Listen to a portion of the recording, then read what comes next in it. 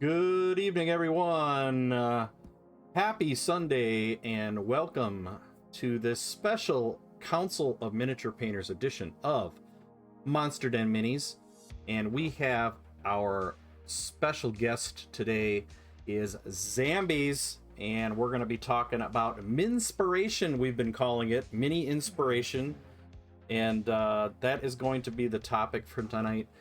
I hope everybody had a great day today. I'm going to forego my usual introductory thing because we're going to be talking about our hobbying and what we've been doing for the last couple of weeks. I'm sure you know everything I've been doing, but I did get some stuff done today, so we're going to share that too. So yeah, with Otis is here. He's been waiting for the last 2 hours. Not patiently. No, not patiently at all. For the podcast, for the stream to start, so that he could get his treats. Michael Paints Minis is here, and we are, without further ado, we're going to jump right in to the council, and we're going to do our introductions. So let's welcome everybody and head over to the Council of Miniature Painters.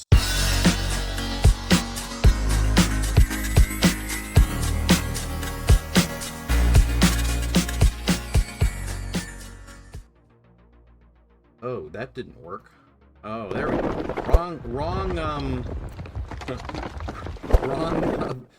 Wrong scene. There we go. Now we're on the right scene.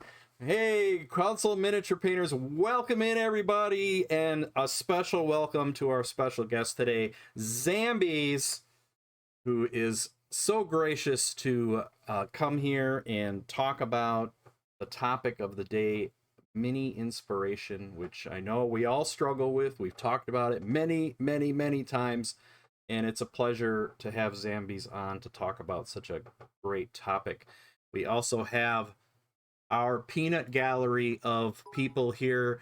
We've got Tony Monologues, James Wapple, Painterly Git, and Blades, and it looks like we got one other person that I can't see the whole name. It's falling freely. Falling freely, that's what it is. Excellent. I couldn't when I go into streamer mode, it cuts off part of the name, so I just see the letter F. That's all I see. So welcome in everybody, and welcome Zambies. Welcome. Hey, thanks for having me. So Zambies is a streamer, award-winning miniature painter, YouTuber, just about everything there is in our social media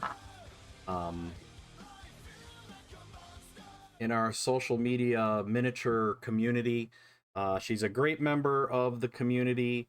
I've gotten to meet her a couple times now at Adepticon, and I think were you down at Dragonfall, Zambies, once? I think yes, you were. You were at Dragonfall. So the past 3 years, I believe I've been there. Excellent. Yeah. Excellent. What a great time at all these cons, and what a great community that we have here. So we are going to start with our typical round robin of finding out what people have been working on in mostly the hobby spaces. But if you haven't been working on anything hobby, what's been keeping you busy, and hopefully it's something cool and exciting that you want to share. So let's start with our special guest, Zambies. What have you been hobbying or working on lately? Ooh, I actually took on my biggest client project yet, and I am painting the box art for an upcoming indie war game, board game hybrid skirmish game called Zeem Homecoming. And so that's been pretty cool. It's a game is a hex style board game, but it's got a little bit of skirmish and the wargaming, but it's also like you have cards, and the models are pretty cool. It's sci-fi, so I usually stick to fantasy. Every once in a while I paint sci-fi, so this was a fun challenge for me. But the models have really cool characters and concept art, and I'm hoping to bring them to life. Wow, yeah, and you hit something right on the head there about sci-fi versus fantasy. Sci-fi isn't in my wheelhouse either, and it's like, oh, something I'm not totally, you know, something totally new, something, well, not totally new, but maybe something that is out of what you normally do, which that's kind of cool. So that's it. That, I suppose, that's keeping you super busy. Anything else you've been working on? Basically, that for the most part, hobby related. Ever since getting back from Adepticon, I've been really hyped up and had a lot of inspiration. There's so many projects I want to do. And I did my Smash Bash project and some fun little things. I painted some models I bought from my friends, their own creations at Adepticon. But then I really just dove into this because it is starting to be summertime. So I've been wrapped up with the end of school year things for my kids, and I just told myself I can't juggle too many projects. I'm definitely a painter that will start more projects than I've finished. So I'm trying to focus on one thing right now. Don't we all? Don't we all Yeah. start too many projects that we're unable to finish? I should have also given you a chance to introduce yourself too. What you're all about. If I'm sure I didn't cover something that I missed, so I should have started with that though. That's okay. I'm always the person that finds like introductions when you have to like stand up in front of the class or be like, "Who are you?" I just like forget everything and who I am. So I just stick to the I'm a ball of chaos, and I like to paint everything from tabletop to display, and I call myself a miniature artist because it's not just about painting for me. I like building bases and dioramas and storytelling and creating works of art that just involve in the miniature hobby. But I also do like to roll dice and play tabletop games as well. And I am mostly stream on Twitch, if you've seen me here. And I do want to get back into YouTube. That is a big thing I want to work on this summer. But I do make videos, just not frequently at the moment. And I'm on Instagram, and I try to limit my social media platforms lately. I know I need it for business and stuff like that, but I do find that this day and age, it's better to have less of that for your mental health. So those are the main platforms that I pretty much use. You hit a key there. Mental health. Miniature painting and these kind of hobbies are just so great for mental health. We talk about it all the time. I think it's probably the number one topic that comes up with all the people who come back to the hobby, who enjoy the hobby. Mental health is always the number one driver for our hobby experience. So that's great. Excellent. Well, welcome, Zambies, and thank you so much for joining us. So we're gonna move on, and we're gonna find out next in line is James Wapple. What are you working on? I see you're showing something there. Look at that. You're actually going to see a bunch of this stuff later on when we get into the topic of the day, the whole miniature painting inspiration stuff. This is a new army painting series that I started, and there's kind of a story behind this, how I ended up doing not just a multi-basing type thing, but also doing the mural on there and kind of the process of that. This is one of my new army painting series on a Patreon page. I'm not sure how many folks have been seeing the Flat Thursday streams, but it now marks 7 of these since Adepticon. So 7 Thursdays. This was actually our last Thursday. This is our Space Balrog. Wow. There's our Space Sauron. There's our Space Gandalf. Space Lion. Space Puppy. We actually did this for Anzac Day, so that's Space Australia, including the Southern Cross right there. So that has been, 7 Flat Thursdays. And we actually have, we'll be featuring those a little bit later. Now, Signum has this Kickstarter going on. I think it just ended. And it was basically sort of like these Deathwing Terminators. I did a couple of tutorial vids on these, and then we did a bunch of sessions. This is another interesting thing, because this whole plinth style base, that's 3D printed. The bases, the plinth, all of this. And I've been adapting this, and again, that's something we'll be talking about later. Of course, Kentucky Derby, Preakness, all that's all about cavalry. Very judgmental cavalry, because this is from Creature Caster, and I just painted this one on stream last night. Painted this one on stream the night before, so we've actually got 4 of these guys to do. This is another thing that's going to come up, and I think it'll be very fun. I'm not sure if I show this. I think this might have been since the last Council of Miniature Painters. It's another one of those FDM prints, and this is probably about 2.5 times the size of the normal Loot Studios figure. Of course, we did this on the 13th. This is something we'll talk about. Well, here it is in the slicer right there. I actually took basically I think it was a Loot Studios plinth, and I took the STLs of Jiro and Kathy. Sorry, Jiro, had to cut off your feet there. Stuck him in the plinth, and we painted this on the 13th. It was very fun. And this is like twice the size of the biggest version of this I've painted. Well, here's the original miniature. There's a difference. Yep, there's a wee bit of a difference. Now, this was done on the FDM. What I want to try and do is actually cut it off to about here and try and print that in resin to see what kind of details we can get, and can we do even more with the eyes, because it was nice, instead of like the miniature version, being able to actually do some stuffs with the eyes. So, also too, been painting an entire Orc Mime fleet for Battlefleet Gothic. This is another thing we'll show again in that inspiration section of the show. I don't want to take up too much more time, but I do think this has also been new. Lynn gave me this at Adepticon, never got to paint it there, so we painted this up on stream, and that was super fun. So yeah, it's been a blast painting, well, just 1 or 2 things. I'm not sure if this series was done either. So this was another one of our Vehicles Workshop series, again, with just a touch of freehand, as we like to say. There's more, but let's get to Painterly Git. That's a touch of freehand. Chaotic Painting in chat said it's been like what, 50 minutes total of painting for all that for you? Oh, geez, that long? Actually, I also prepped a couple of apocalypse-sized armies in that time. Oh yeah, speaking of which, yeah, more Battlefleet Gothics. Actually, this is another guy. I think it's I forget what his name is on my mini factory, but yeah, that. Oh, and also too, for the Indianapolis 500, we are going to be doing the Hype Train Racer. Yeah, we're going to paint this in this kind of a color scheme right here. So this is going to be fun. We'll be doing this over the weekend, Memorial Day weekend for Indy 500. Wow.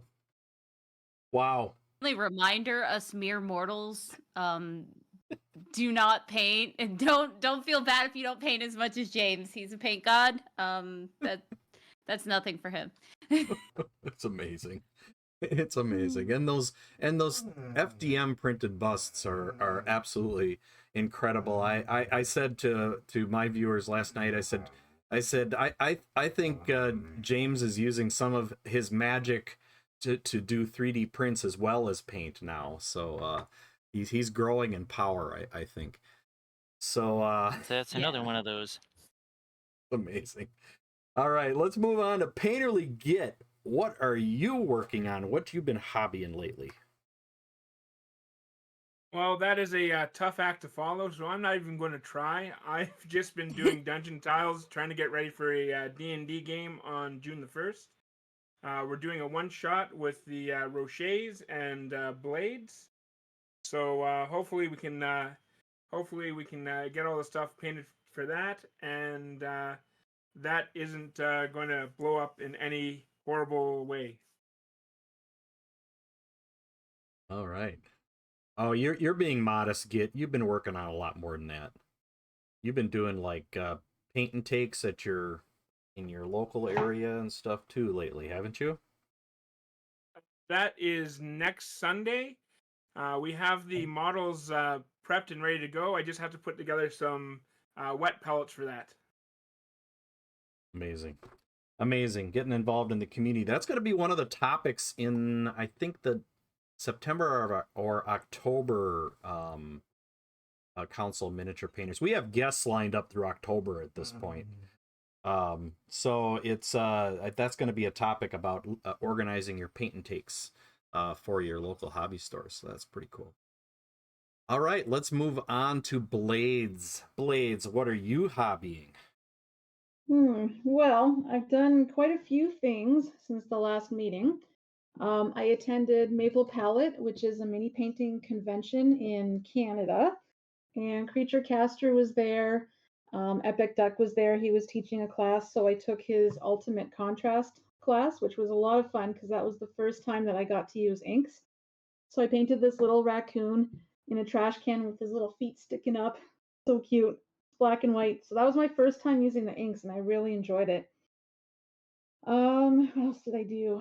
Sharp to Smoke has gifted me 3 Undead Jesters, so I painted 2 of those so far. Really enjoying those. I have 1 more to go. I've been working on a top secret project for you, Monster Den. So you'll get that shortly, hopefully, in the mail if our Canada Post doesn't strike. And on Monday, I painted a Kathy Wapple little mini from Reaper. So I painted about 4 or 5 of those now, but I painted the latest one on Monday. So that's basically what I've been working on, just, things here and there, different projects. Yeah, that's good. Keep hobbying. That's the goal. Whether you can do a Keep on little, hobbying. whether you can do a little or a lot in a day, a week, or a month, do something, right? That's So right. that's always good. So, all right, we're gonna move on to Falling Freely. How are Hello. you, and what have you been working on? I'm good. Just been working on a couple gift minis for people. So right now I'm working on a sculpt by White Werewolf Tavern of a fairy with a sword. Yeah, having fun doing some pastels and pastel and saturated colors. Well, I think you're being modest, Freely. I saw your stream this last weekend. Your husband was jamming on the guitar. You were painting. It was a really fun environment to be in, and it was just so much going on, so much interactivity, and that was a lot of fun watching that. So Yeah, that was fun. great, that was good. So all right, let's move on to Tony. Tony Monologues, how are you doing, and what have you been working on? Not enough. I've been a bit crazy as of late. My hobby time has been minimal. I'm having some back issues, and I am preparing to lose my job. So there is that. Oh. However, out of the bad can come some good, and what I intend to do with that is take this opportunity to start my own business. I'm going to start working for myself. So I will be still painting, but my channel is going to be converting it. And for those of you who follow me, and we'll talk about this more on my streams later this week. The name of my stream is now changed. I'm no longer You Got Me Monologuing. I am Very Good Wood. I will be streaming wood turning, mainly centered toward geeks.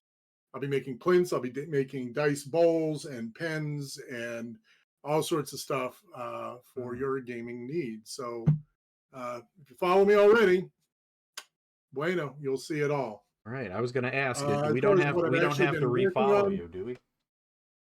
You shouldn't. Okay. I was able to do a name change, so if you're following me already, you should be good. All right. Are you going to be Excellent. selling through Etsy or your own website?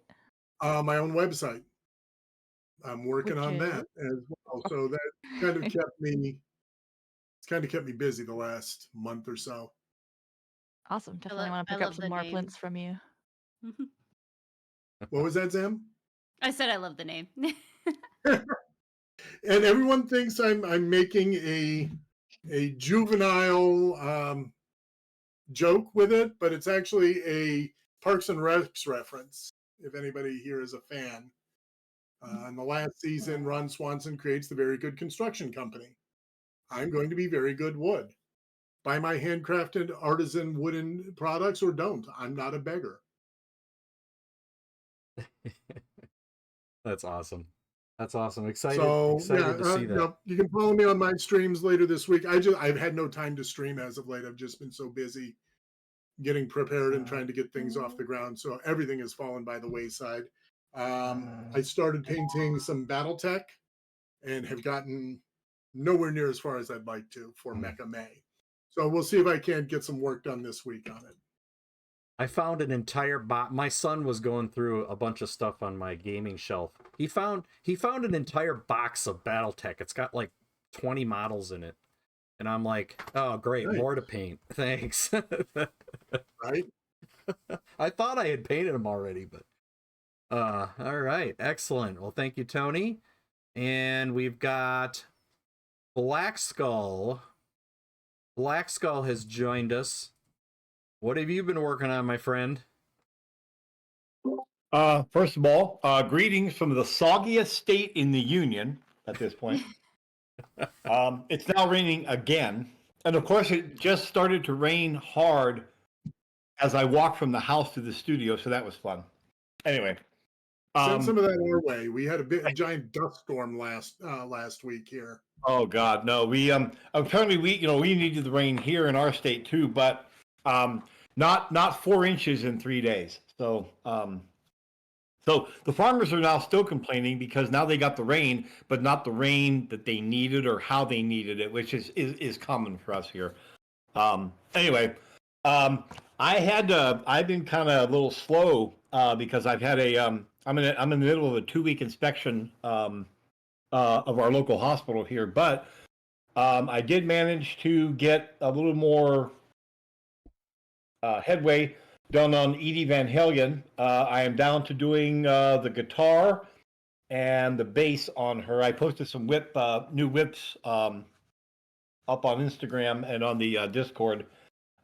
She's a project that's been around for a while, and I'm almost done.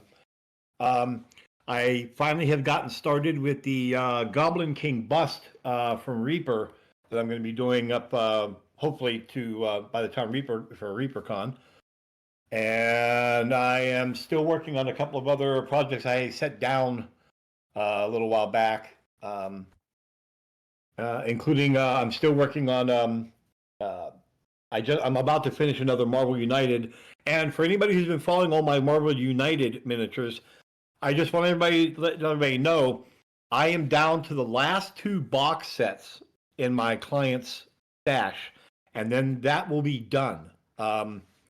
It doesn't look like he's going to get on board for the X-Men box sets and that stuff. So as soon I'm just breaking into the Asgard box set, and so eventually that is coming to an end. So I've had a number of people ask me, what am I going to do when all these Marvel United pieces are all done? Because it's been this thing for so long.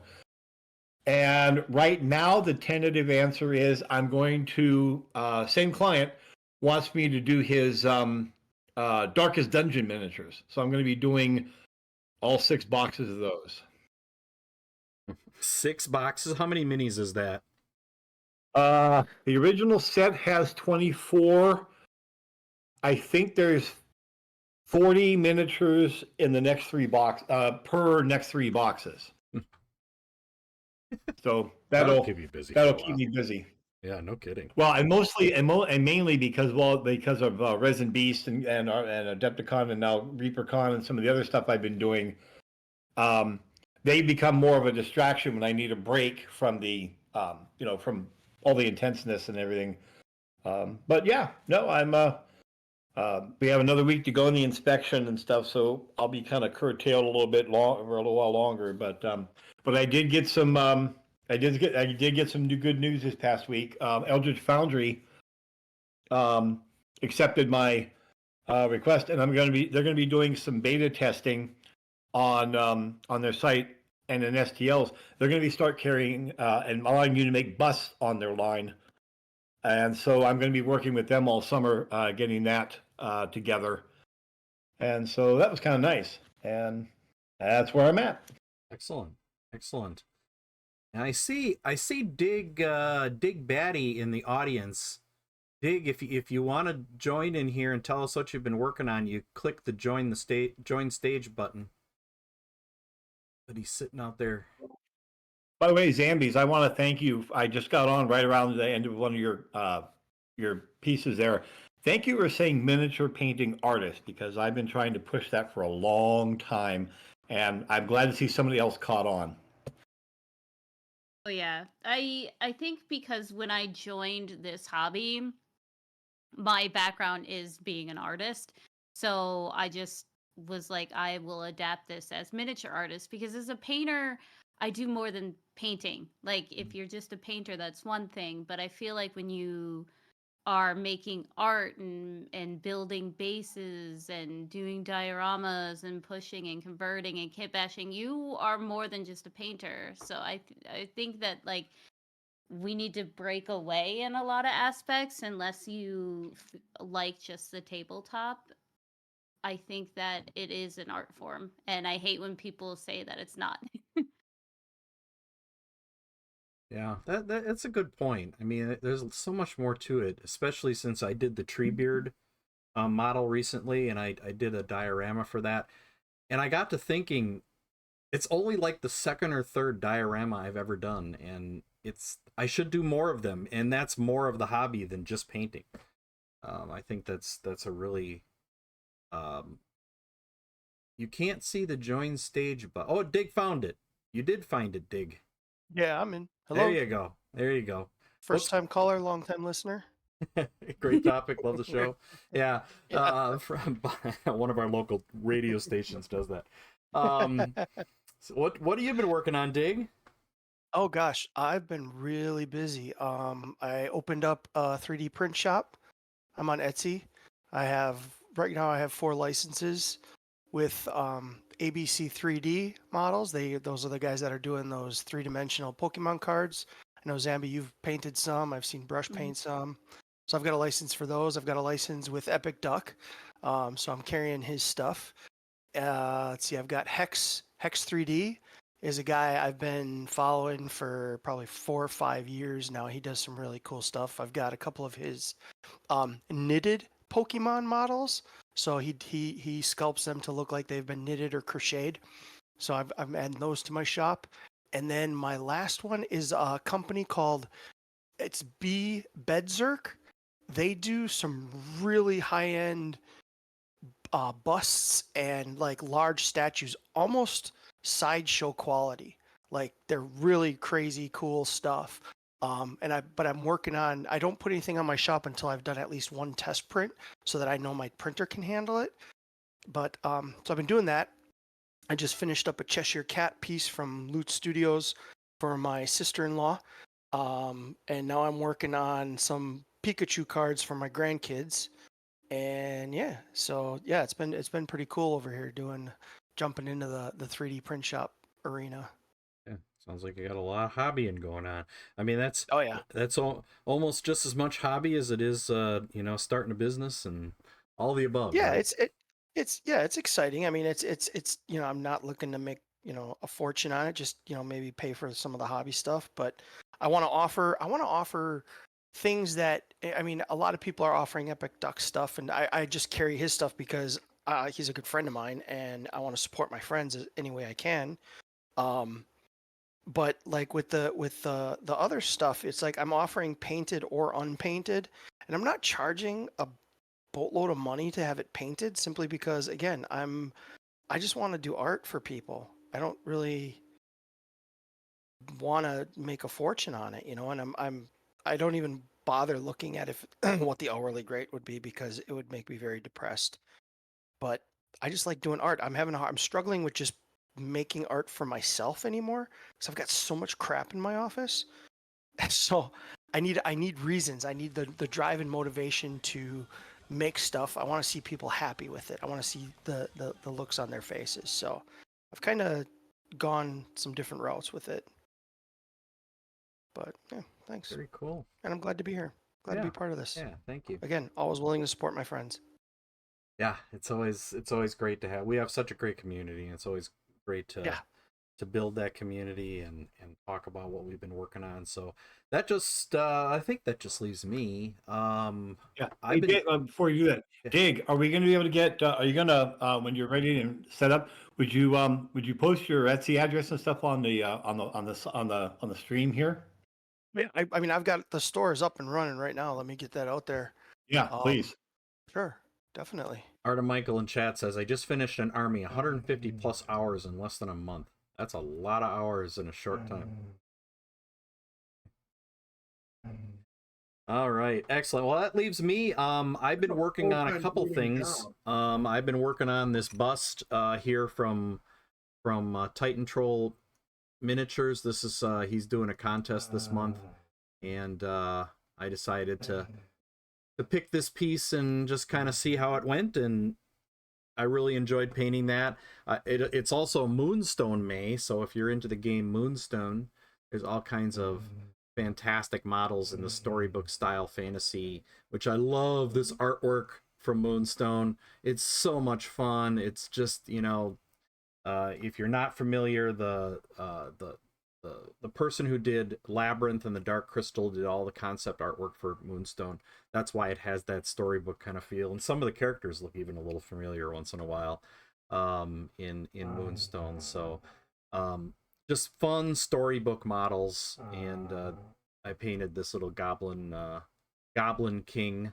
This is a special edition of the Goblin King called the Inauguration Chicken.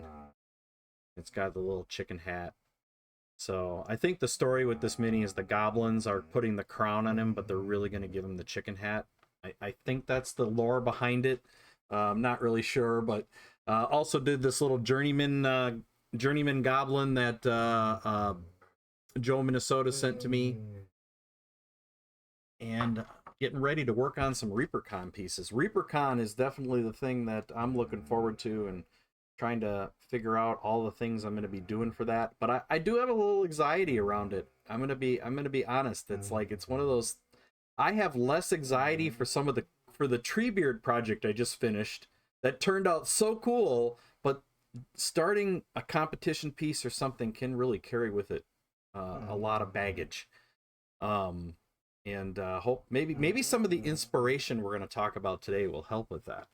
So how about that for a segue into our main topic? So we're gonna. Yeah, my anxiety is not ReaperCon. My anxiety is Moonstone May. I got those 3 pieces in, and that's where my anxiety is. But yeah, right now ReaperCon hasn't hit me yet. I guess I don't have a lot of anxiety for. Oh yes, Otis, I know you're being ignored right now. I guess I don't have as much anxiety for the online contest as much as I do for an in-person one. So I don't know. It's like I don't feel the same for an online contest as I do for, you know, one that we're gonna be there and it's gonna be with all the other stuff and all at one place. But I get it. I definitely get it. So all right, well, let's move on to our main topic. This is a topic that Zambies chose, and it is Minspiration or mini inspiration. And where do you want to start, Zambies? The floor is all yours. We'll see what kind of questions come in too. Oh my.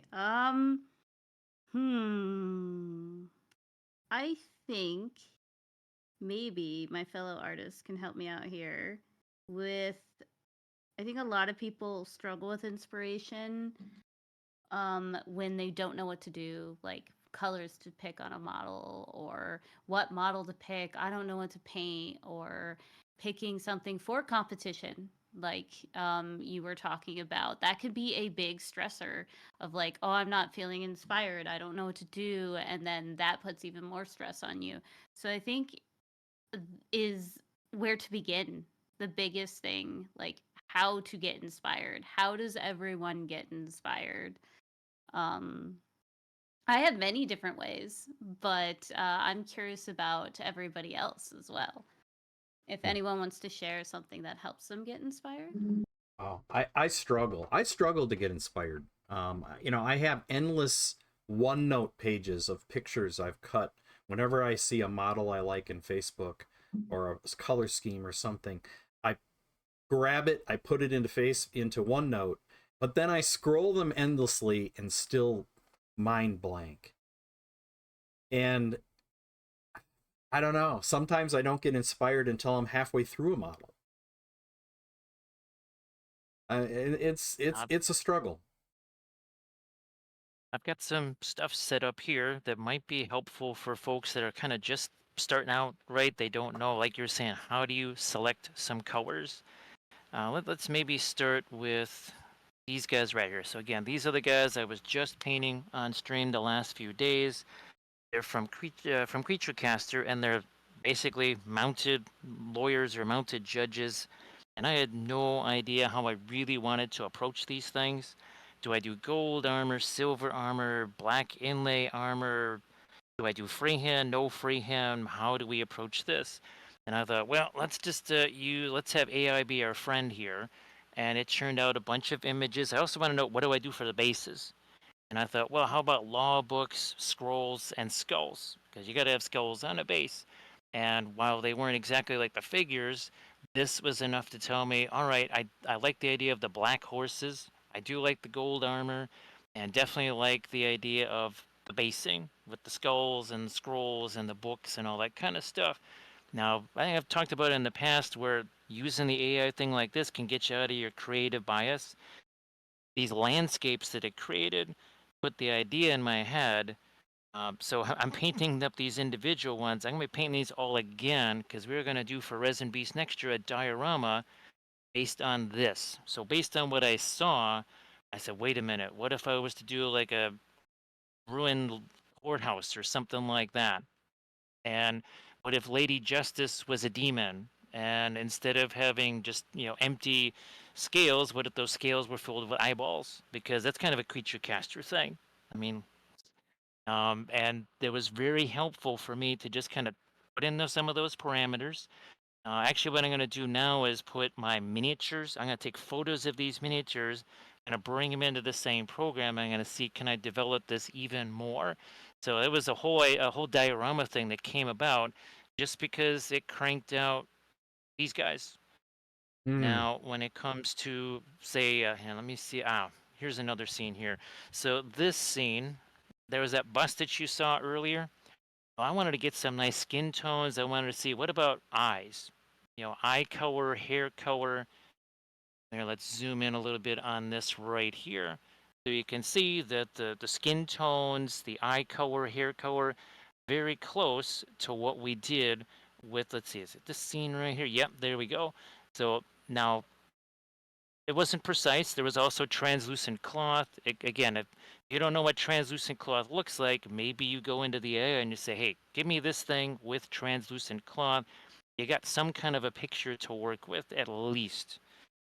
Now, there's this was another Resin Beast thing that I did. You've seen this before.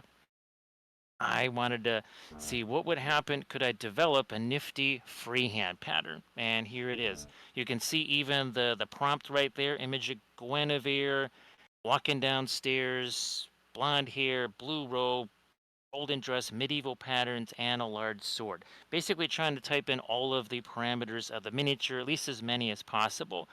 I think I ended up having about 12 images, 6 of which were really pretty decent, 3 of which became kind of the cornerstone of this right here.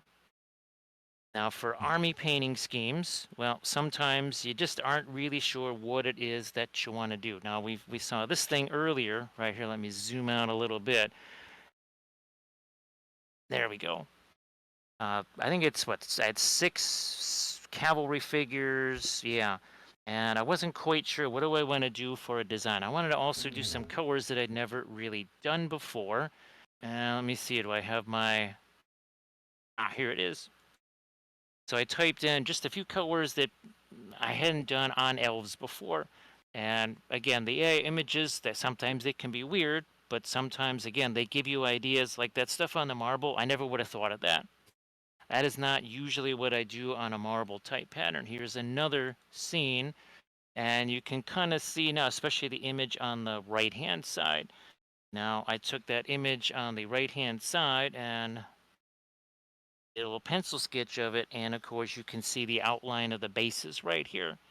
From here, and we transfer to something like this. So again, I could have sketched all this stuff out by hand, but after hours, I would have had some sketches like this. I would not have had any kind of color images like what you saw. So again, that's another big advantage of what the AI can do. Even something like this, a person wanted an orc BFG fleet that looked like, well, basically mimes or clowns. And I didn't want to be painting some of these. And then he says, no, that's not right. So I said, here, look at this. Is something like this in the vicinity? And that was actually close enough to say, you know what? Okay, why don't we just do an entire orc BFG fleet based on those images? So that kind of cut down, shall we say, a little bit of back and forth. Yeah, there could have been just a wee bit of back and forth on that. Here's another one. So you saw this bust before. There we go. A little bit of inspiration there. Again, look at all those nifty skin tones and the eyes. Again, the rest of the miniature not exactly the same as the sculpt, but what I was really interested in was the eyes and the skin tone. And when we go to the bust here and we get zoomed in, you can see there's a bit of a correlation here. Let me see if I got the right, there we go. So from that to this. So if you're wondering, okay, how should I approach this? Maybe do the AI thing. And now what I'm going to start to experiment with is taking a picture of the sculpt, then put it in and see if I get even more precision out of it. So again, if you're just wondering, okay, something like this, you want to cover it in freehand for Trench Crusade, and you say, holy smokes, what in the world should I do for that? Would if you were to do something like, say, this right here. You go into your AI and you say, oh, I want a Byzantine art style portrait, World War I uniform, gas mask, maybe a halo, and I saw those and I went, ooh, okay, we got to start doing stuff like that. Now, if you see the image on the left-hand side, you'll recognize that pretty soon. I even said, show me some vehicles, and I said, okay, this has to happen. And that's how we did this. This is, I think, a 5-part tutorial series. I wonder here if I have my drawings on this. I do. Here we go. Let's see. There it is. So again, I could have sketched this thing out, but again, I had not just this drawing, but I had those basically color renderings as a nice reference to look at while I was doing this. So I don't want to, drown everybody out here, but again, this and this is the free AI, just using Copilot for free, being able to see what does this look like before I spend hours and hours fooling around with it. That's what you're using, Copilot? Yeah, I just started using ChatGPT, which has been adventurous. You're paying $20 a month, and there are things like here I did do this again. Where's my so that scene was done in ChatGPT. Also, the image of the demon Lady Justice. Also, we're kind of what we do. Well, let's say creature caster miniatures. Let's just say no AI program likes those. It basically says I can't do that because that's too spicy. So that is going to be a limit with the AI as far as it's going to say, nope, that's going to violate our policies. It's like, how in the world does it do that? It does. So that could be, one limitation if you're doing, say, spicier sculpts or something like that. This was another one right here. It's a Loot Studio sculpt, and it was, again, not quite precise what it churned out, but again, it was something that I could at least use here. Oh, also, and are you nebulas. Are you uploading these pictures into ChatGPT, or uploading the model and having it do something, or are you just putting in text? No, to describe this is it? just text to image prompts. I haven't done the taken the picture of the miniature yet. So that Eye of Sauron nebula right there. Let's dig out Space Sauron right here, and all of my nebulas that I've been doing. So take a look at mostly the image on the right. Well, guess what? Kind of looks a little bit like that, doesn't it? Wow. So again, using the AI for all of these, like, okay, what in the world would Australia look like as a nebula with the Southern Cross in the sky? Again, I did this for Anzac Day. What it showed me actually gave me 4 really good images. It was hard to decide, so I ended up basically taking little bits and pieces of the 4 images. And again, it was the same thing for. It was a little bit tougher for Space Balrog. Also, too, that's where you start getting to, well, I can't make it look just like the Balrog because that's a violation of policies. So it kind of gave you a Schmalrog, sort of close. With the Horsehead, obviously there is a Horsehead Nebula. That's kind of where the idea came from in the first place. There's also the Cat's Eye Nebula, but I wanted it to look more like a horse profile and a little bit bigger than just, well, a dust cloud that kind of looks more like a smashed Cheeto that's vaguely looks like a horse. I wanted this to look even more like a horse. So these are all just text to image prompts. Again, the thing I'm going to try to experiment more, especially now that I've got these guys, is again to take pictures of them, bring those in the chat GPT. Now, someone told me last night in stream that you should be able to almost telestrate. So I could actually say, like, circle this and say, look, move it this way, and then bring in another image and say, look, put it right here. Because the AI is, for artificial intelligence, it's pretty stupid. It can do some really dumb things. But that's why you have to kind of coach it, and that's why I was hoping to be able to use the telestrator thing. Now, again, the race car that you saw, what I want to do is take a picture of this thing and say, look, wrap this color scheme around this, almost like they do for NASCAR. I mean, it is just a wrap that they put around the car. I thought, can it kind of tell me, and maybe it might show me something interesting where it places, say, the hype train thing. Does hype train go up here, here? Do we not put that there? This might show you some really stupid ideas with the AI, and then you know, well, don't do those. Because when we would do, back in commercial art days, you would do 15 sketches, 5 of them would be kind of meh, 5 of them would be okay, and 5 more would be, nah, I don't think so.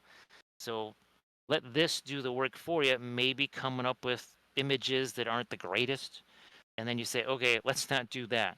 I wish, again, that I could show all the freehand on this because it's a little too spicy for Twitch. But again, a lot of the freehand here is stuff that I saw based on just text to prompt. So, and you just texted that, and it gave me some really interesting images, and it was certainly enough to base a whole bunch of painting on. So, again, if people are kind of stuck, right, they're like, I just don't know what the heck to do. Maybe, again, just look in the AI. It was the same thing for these guys. I was like, okay, yeah, Deathwing Terminators. All I had, obviously, were pictures of, say, GW stuff. Now, let me see if I've got the right, there we go. There's the right scene for it. So I typed in Deathwing Terminators, white wings, ivory armor, and some weathering. Actually, no, the weathering, it did. I didn't even do that. So that was, again, something that I hadn't originally thought of. I saw the weathering. I said, yeah, we're going to do that on all of them, even on the base. Again, it's free, potentially. So maybe, again, use that for some inspiration, especially if you're getting stuck. And there's so many of our armies, like this one. I typed in the prompt. I said, show me Galadrim elves, white cloaks, no, white armor, teal cloaks, snow and ice bases. And what it turned out, it didn't look like this, but what it turned out was I liked the idea so much, I did an entire army based on that. And actually, it's one of my favorite armies. And it was all based on Galadriel taking the one true ring. And then once she does that, she abandons the Ring of Protection, and Lothlorien dies. And that's because people wanted to see winter elves, but I wanted to do a winter elf army that I could use. So that's where this came from. Wow. I think I've done 3 Arnor armies, again, just using the AI to create the color scheme. So again, sorry I took up so much time there, but for folks that are stuck or just looking for inspiration, well, there you go. Does anybody else use AI? Curious. I mean, that seems to be the new thing, the newfangled thing. And how do you use Yeah, it? I've been. I do on occasion for color referencing and giving me some ideas if I'm stuck for like certain colors and things like that. But I'd also like to put a caveat in here to even the new people starting. This is not a total advocation of actually publishing AI art or doing those things, because you have to remember each time you do this kind of thing, it's pulling from a number of sources. And if you start putting things out there saying that that is your work, it's really not. And I know a lot of people in the miniature community are very are using the AI sparingly, only for personal use, and then they are getting rid of those images and things. They're not doing it for publication and claiming their own work. Trust me, it's not just the miniature community that doesn't like it. Artists in general Yeah. just Well, absolutely. Yep, absolutely. It's Yeah. my, I don't my want kid- to. Oh, sorry, Tony. No, go ahead. I don't want to ever shame anyone for using AI art for inspiration for personal uses. I have no big problem with that. But as me I have a background in commercial arts and graphic design, and I have done stuff like that, and marketing, advertising, and then also in traditional. I know a lot of the implications. And so I have a personal distaste for AI art when it is used for anything outside of like inspiration and stuff like that.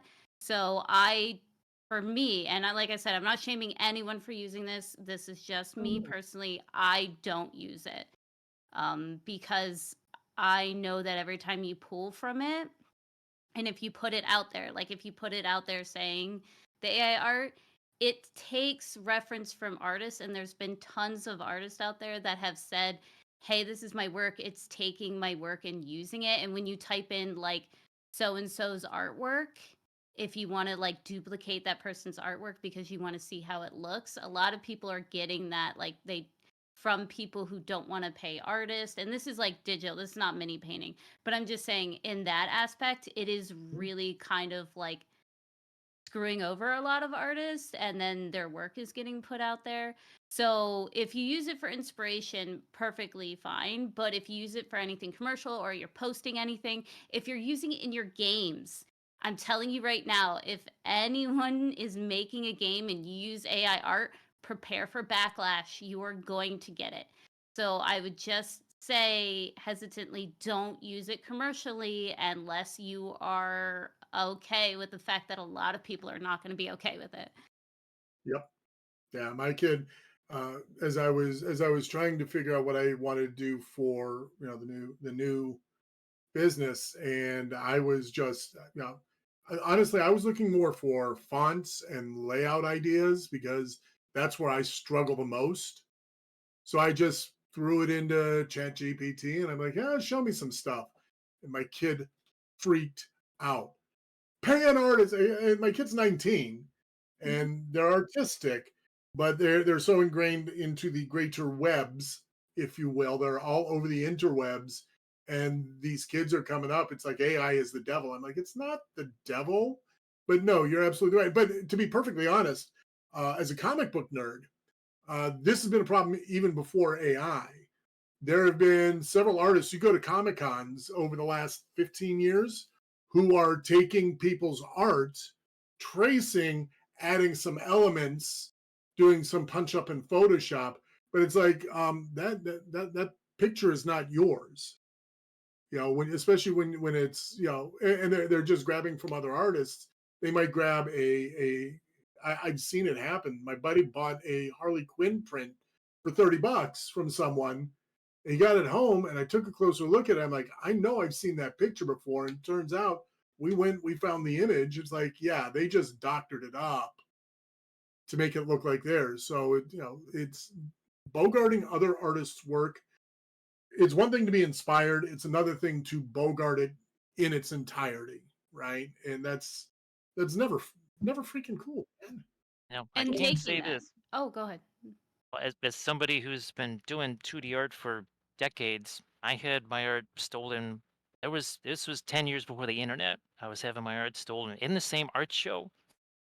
Somebody like 3 panels down had a black and white version of one of my paintings.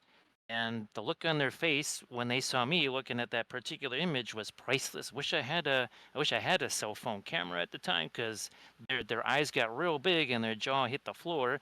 I said, "That's kind of an interesting image you got there." They said, well, it was like a tribute to your original image." I said, "So if this sells, are you going to pay me tribute?" So that, yeah, unfortunately, it is here, and it is a dark side of the stuff. But again, just use it for inspiration. You're not saying like, okay, this is my thing. You're trying to do it and for ideas, right? You just want to prompt your ideas. You don't want to just mimic what Well, that and spits out. sometimes you do want to do an homage. I mean, that happens all the time in, again, your resident comic book nerd here. I can't tell you how many times I have seen the cover to Spider-Man 300 recreated over and over with different characters. It's the same thing, but they always put on there after McFarlane to let you know, hey, I know exactly where I'm taking this. This is an homage. And there's a difference between an homage and just freaking ripping someone off. Yeah. Which Right? ties in really well to inspiration, because I think like Yeah. my biggest inspiration are my friends and artwork and other Yeah. artists. So it's very simple to just be like, and I do this all the time when I post on social media. If I'm like, let's use James. If I'm like, I saw this amazing color scheme that James painted, I'm going to say I was inspired by James and tag him. That's all you have to do to show respect to a fellow artist, that we should be inspired by each other. And anyone who tries to gatekeep like their thing, unless someone's saying, "Hey, I, invented this," and they obviously didn't. But you should just be like, "Hey, this person painted it. It was freaking awesome. Now I want to try it." And in art, you have learned with still lives and stuff like that, you do mimic other things in order to learn. It is perfectly acceptable to use someone else's artwork to learn skills from, to take their color palettes from, as long as you credit and say that is why you were doing it. That's totally okay. I think anyone who's butthurt by that is needs to lighten up a little bit. But I feel like Yeah. anyone else wants to agree with me, it's okay to use them as inspiration and then tailor it to yourself and grow from that. Mm-hmm. Yeah, good point. And But back to go go ahead. No, go ahead, Tony. I was gonna say, I was gonna change the subject. I was just going to say, to get back to the original subject, as to how do I find inspiration. I've got a couple of different ways. Sometimes it's perusing Instagram. Not going to lie, I'll see what somebody else is doing, and I'll go, ooh, and maybe I won't use the same model, but I'll grab this from here and that from there. Sometimes I go, I mean, honestly, I'm old school, and those of you who know me know that everything comes back to Star Wars for me. I have so many model books and the creature books and the design sketches and anything I've been able to collect over the last 50 years of Star Wars. I'll go back through it. I'll flip through those, or I'll throw on a movie that I really enjoy, and I'll see if I can find something in there that just makes something click. Um, and sometimes it's not even like a color scheme. Honestly, my Mecha May, and I finally got my camera up and running. I'm more inspired by wanting to try using static grass and using different colors on my rocks here than the mech itself. But I'm a BattleTech nerd. Well, I'm painting a mech. Let me go to the Master Unit Compendium and take a look at one of the 500 different color schemes that they have for all of these in-canon units that they've built up over 40 years. Okay, great. I can pull this color, this. Okay, great. And then I can figure out what kind of my own accents I can add to make that work. And sometimes I just look at the box art. Sometimes that's all you need. Let me just, I don't need to be necessarily creative in my color scheme, but let me be creative in other ways.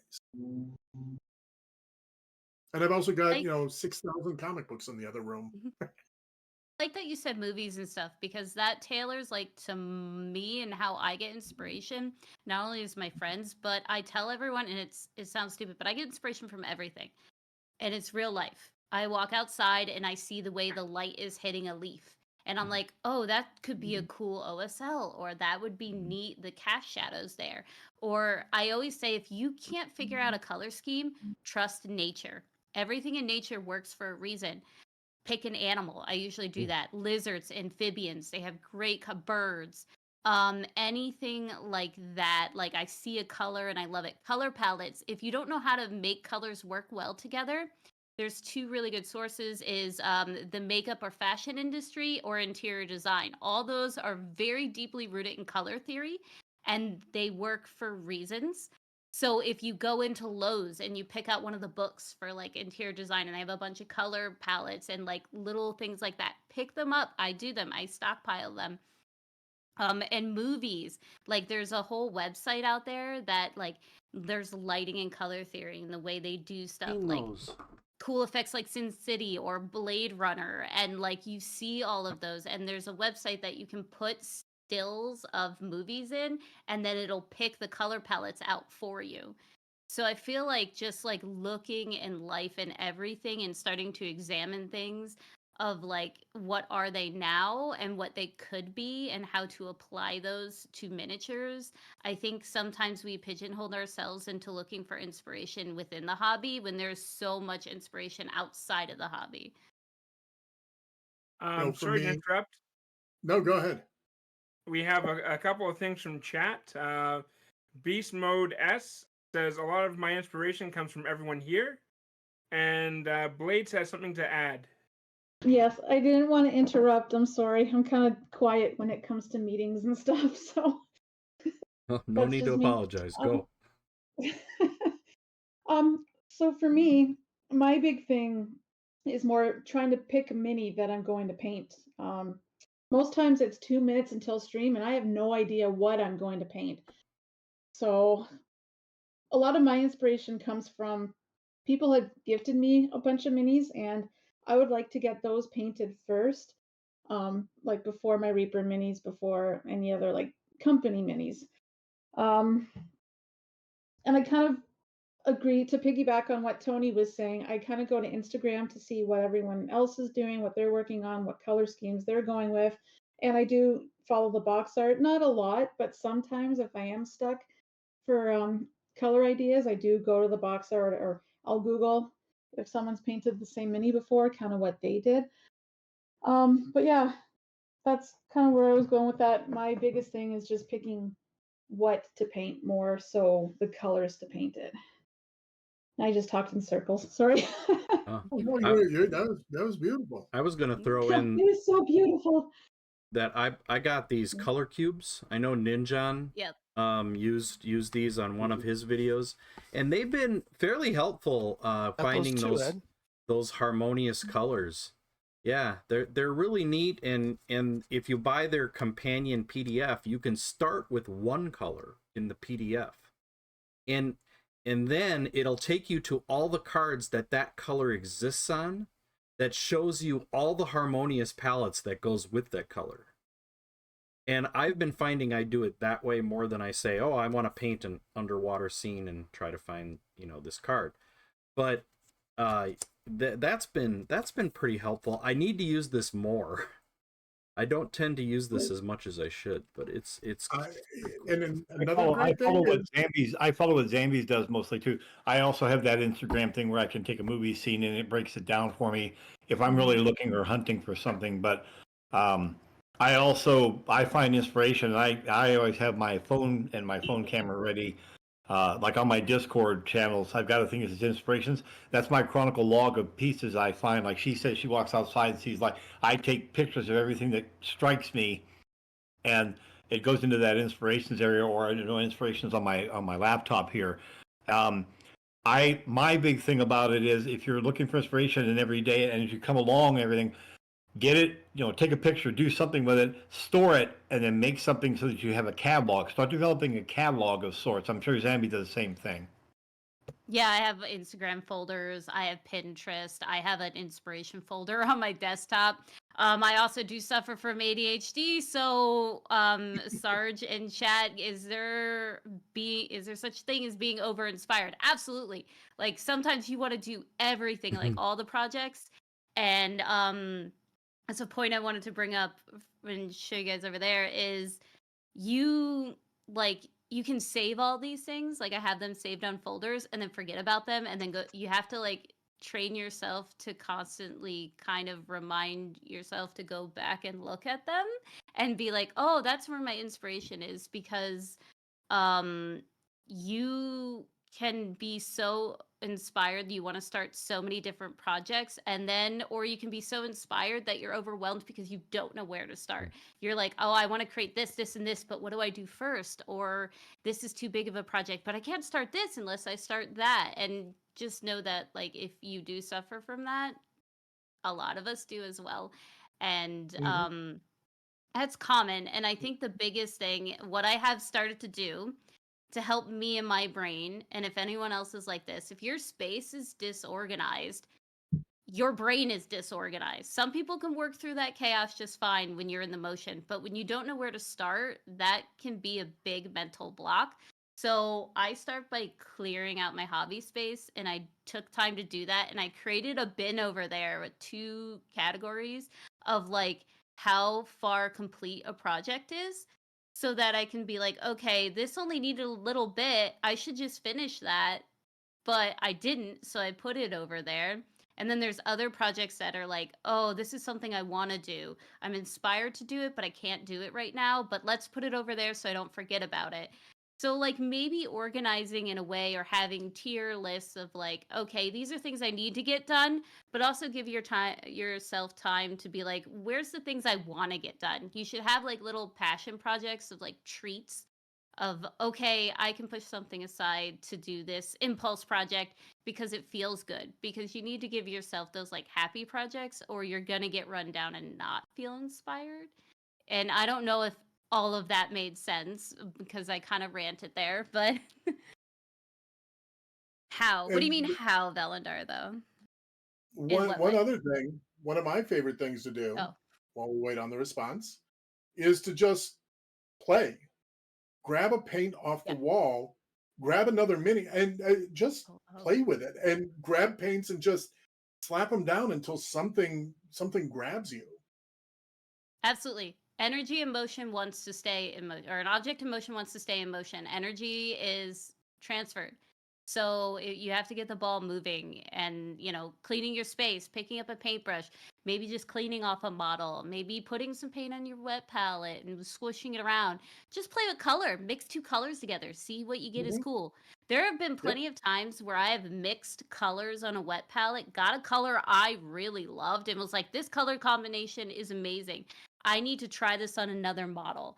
And so that is what inspired me to pick up another model and paint it.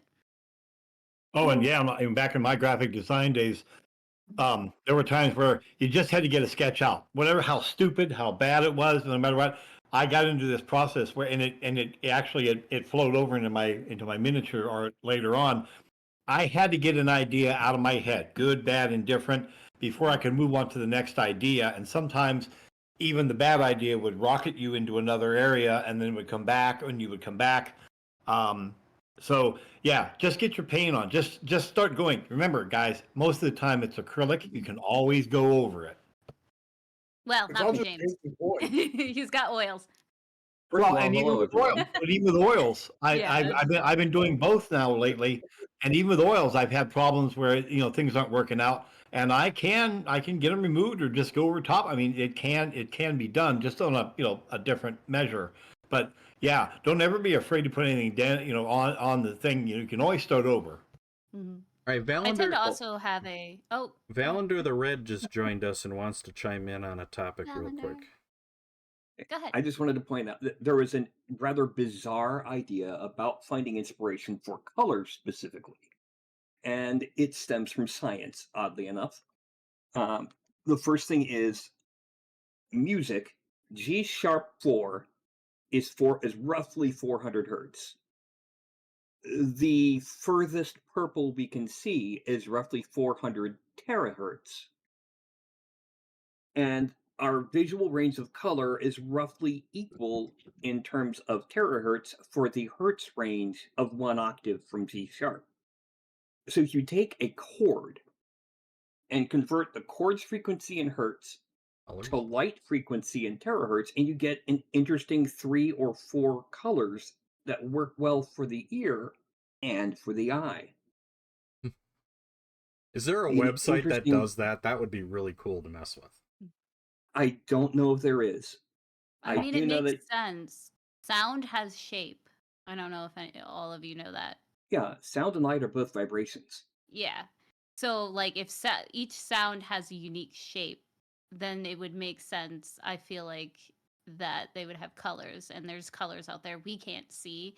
Did you hear about the new color? I think so, yeah. Yeah. Only like a small fraction of the world can see it, their eyes. It's pretty cool. Yeah. It's a certain Also, shade of like green, like a teal. also, I do have to say, when I came in, y'all were talking about generative AI, and I do have to say there is one thing about it that has come to light that I knew about last year but couldn't say anything. There is generative AI making printable 3D meshes that people are using to make miniatures with. I know this because I was asked to clean some up by people I was working with at the time, and at the time they were uncleanable. They were garbage mesh, but it looked exactly like the image that was fed into it. It's gotten better in the past year, and it's not good from my point of view that this is happening, because that means that they are feeding in actual miniatures data, actual physical 3D data for this. Yeah. There's Scary. bound to be a time. I feel like the people who want their miniatures like AI painted or anything like that are going to be people who don't want to do them themselves. Where I feel like those are probably gamers or maybe display collectors. I feel like the large part of this hobby, the fun is painting. The fun is doing it yourself, and that can't really be taken away from AI. So I'm not really afraid of that in that aspect, but then again, I don't make miniatures. I don't sculpt. Now, I will So say that I have been using generative AI for mood board type inspiration. Not just color schemes or poses or whatever, but like come up with 30 or 40 different ideas for a desert elf nomad. And then just, any interesting little details or cloth folds pop up. Does anything interesting show up in the way that this one series of them shapes the weapons? Things like that, but never actually copying what's generated. Otherwise, going back to inspiration, a lot of times it's just straight up the figure itself. There's Bone 6 recently had their whole finish. One of the critters in it was a fishman shaman with a skull on a stick striding forth on a rock. And I went and turned that into an entire scene where in the backdrop you see the god of the fishmen creating these little green lights, and he's got this green light from above and blue light from below, and he looks pretty cool. I got the idea from it's a fish man. What's in his environment? What's his story? Hmm. And his name is Gordon. Yeah. Gordon So- Fisherman.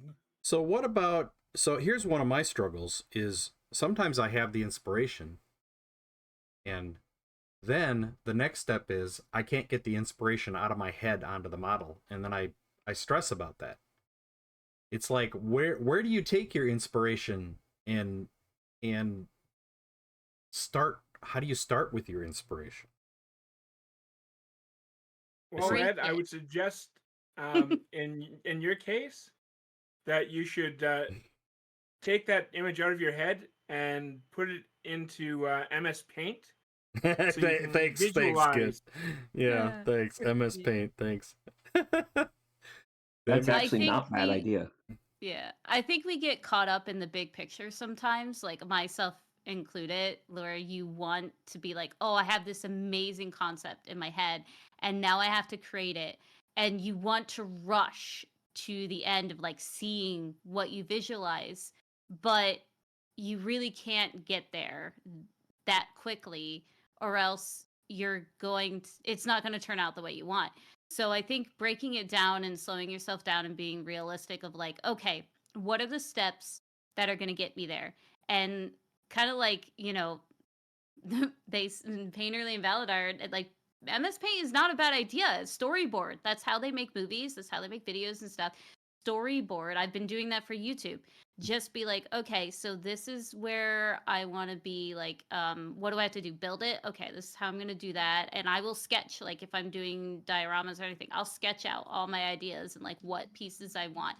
Collect and gather. That's get everything you need in one area and do that. And then when you start painting, be like, all right, let's tackle something. Obviously, I think a lot of people tend to start with flesh.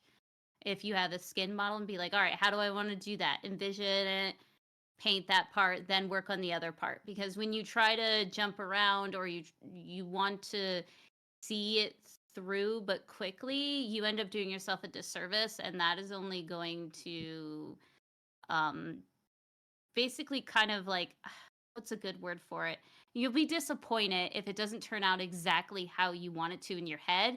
But realistically, I don't think anything ever really turns out exactly how you have it in your head.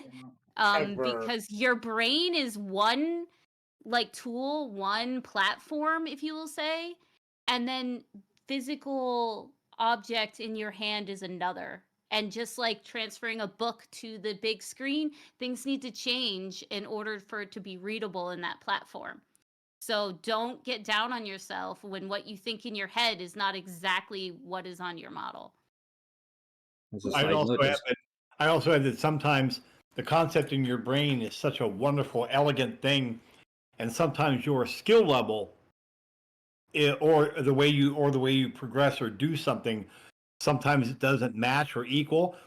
So what I usually do is, if I get a grand scheme of some sort, and I know for a fact that I can now detect it, what can I do? Sometimes by doing a sketching or just laying it down or just slapping paint on, somewhere along the line, you will you will meet in the middle. You'll have your grand brain concept, and then your skillable will come together. And it may not look exactly what was in your head, and like Zambi said, it's never going to. But if you just go with the grand concept and never mix in what your skill level or your abilities are, you'll become more frustrated than anything else. Find a happy medium. That's the best part about inspiration, is there's always room to wiggle. There's always room to move.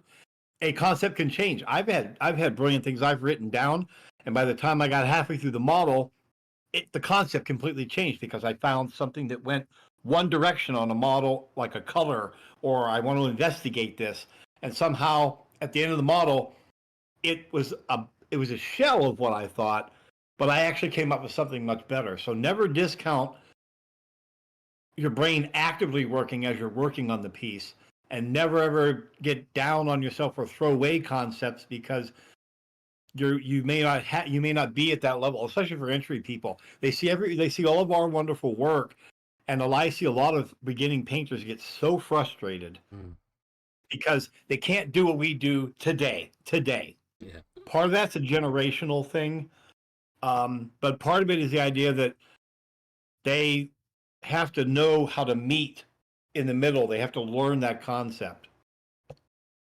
going back to the thing about Photoshop or MS Paint, seriously, that's how a lot of people will come up with, for example, ideas for Space Marine chapters.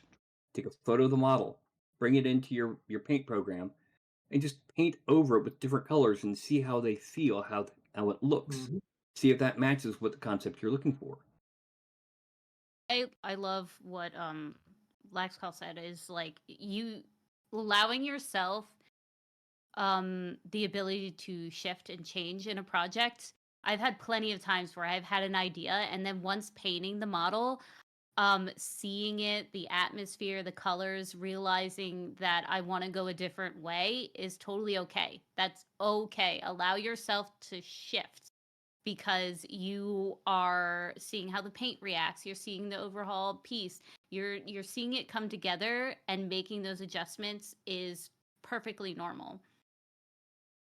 And for me, it's, when it comes to trying to get what I want to accomplish out of my head and onto the project, um, it's for me, it's about tackle one problem at a time, right? Don't try and get the whole thing out at once. Let me tackle one. The only way to how do you eat an elephant? One bite at a time. So I'll come out now. I'll be like, okay, I'm going to do this tiny little piece, and I'll just focus on that. And I'm not going to try and bounce around. And I will just, as problems come up, as they always do, I just keep going and to take that little turn to correct it. The other thing that, and I think every one of us is absolutely guilty of this too, is sometimes you got to say that good enough is good enough and move on to the next stop, because perfection is the enemy of done, right? And we are all our own worst critics. How often do you show off a piece and all you can do is say, someone tells you how amazing it is, it's like, yeah, but I missed this, I screwed this up, and this isn't right, and I'm so no. We need to just, sometimes you just need to let good enough be good enough, and then move on to the next problem and solve the next problem, and just take it one step at a time. Yeah, that's very good advice.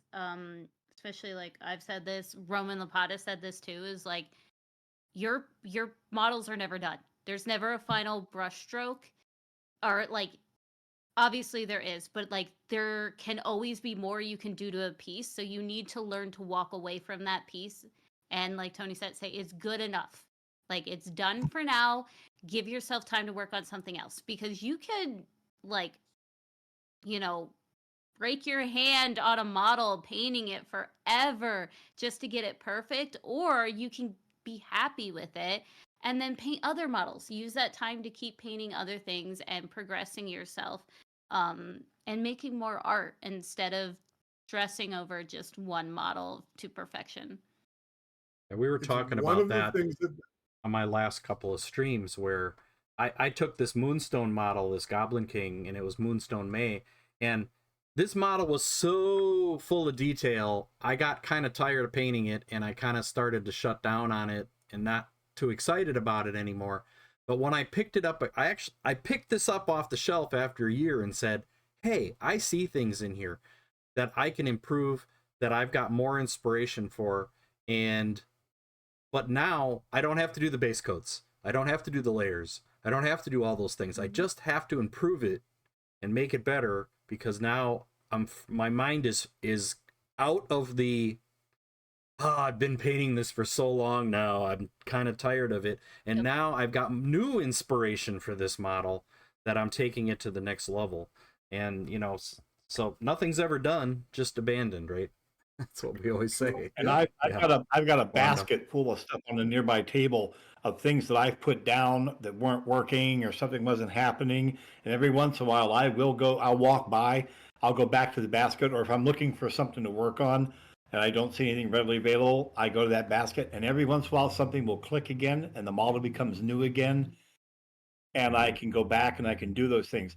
So yeah, sometimes you have to abandon a model if you get stuck, because if you get stuck and you quit painting, that's a bad thing, which is why I always have 2 or 3 projects on the board. So if I get stuck, I can put the one down, move on to the next one. And I've actually had where the train of thought on the other model gave me something that I could take away and put on the prior model. So yeah, never throw anything away, and sometimes you just got to put it down and walk away until something hits. Right. Sometimes you have to abandon something and then rekindle the inspiration.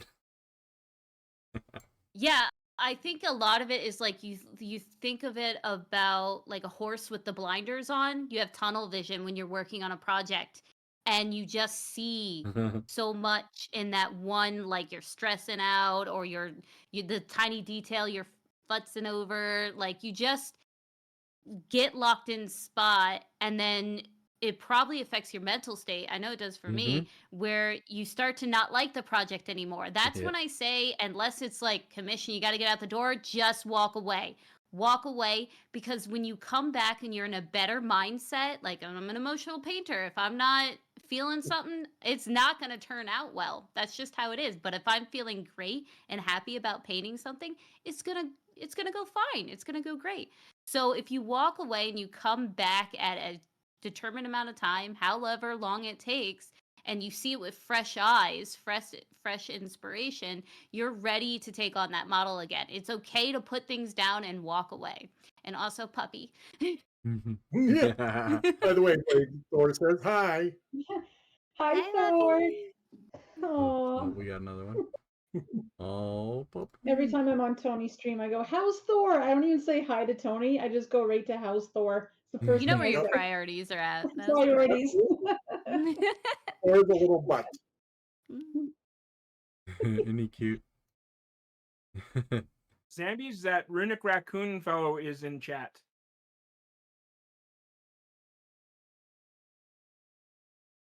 He is? I don't. He had said a little bit earlier that he just got in. He's going to try to join us in a few minutes. All right. Oh, okay. Runic Raccoon, the All newest right. Dragonfall instructor. Yay! That's right. Dragonfall. It's also going to be doing a Phalanx Con, the first annual Phalanx Con. Runic and I are both going to be teaching it. Woo! So yeah, we're excited. So Hey, Watt, how you doing? yeah, welcome in everybody. Let me do a little introduction again. Tonight is our Council Miniature Painters. This is the third Sunday of every month, and tonight our featured guest is Zambies, and we're talking about mini inspiration or minspiration, as we've coined the phrase. I think that's new. We're gonna coin that phrase here. I don't think I've ever heard anybody else say it. So, Council Miniature Painters is gonna use that phrase. So I think Blades came up with it officially, so I got to give Blades the credit. So we're talking about where to get inspiration for your miniatures. We've talked about everything from AI to photos. I know books, the art of books are fantastic. The Brahm books are great. Even watching shorts and stuff, from Sergio Calvo and Roman and all of our wonderful community, you can get inspiration not only for the art style, but for techniques as well. Some painters use texture much differently than other painters. Some painters are into smooth blends. Other painters are into texture like crazy, and there's all kinds of ways to get inspiration. We talked about the card cubes. We talked about the color cubes. We talked about AI. I said we already talked about that. Or just keeping a screenshot OneNote page or whatever of all the things that you see. If you see something that pops, if you see something you like and it pops into your eye, take a screenshot of it quick, or else you're gonna forget it in a real hurry. I know I do. So that's awesome. That's awesome. All right, what does we got about a half hour left. What other inspiration topics can we add here? It's just amazing what we've all come up with so far. I just steal all of my themes and color choices from Falling Freely's art. I was just gonna say that when I saw her little icon, I was gonna mention that, like, when those colors popped out at me, and looking at that is an amazing inspiration for like using OSL or doing something maybe celestial. It would be perfect for that, Yes. or like a colorful little Actually, frog. yeah. I just got them in the mail on Friday, but I made some prints of that piece as well. And there's a company that has holographic prints, so it's a little bit shiny as well. So that should be up in my shop soon. I'm excited. I think I love space.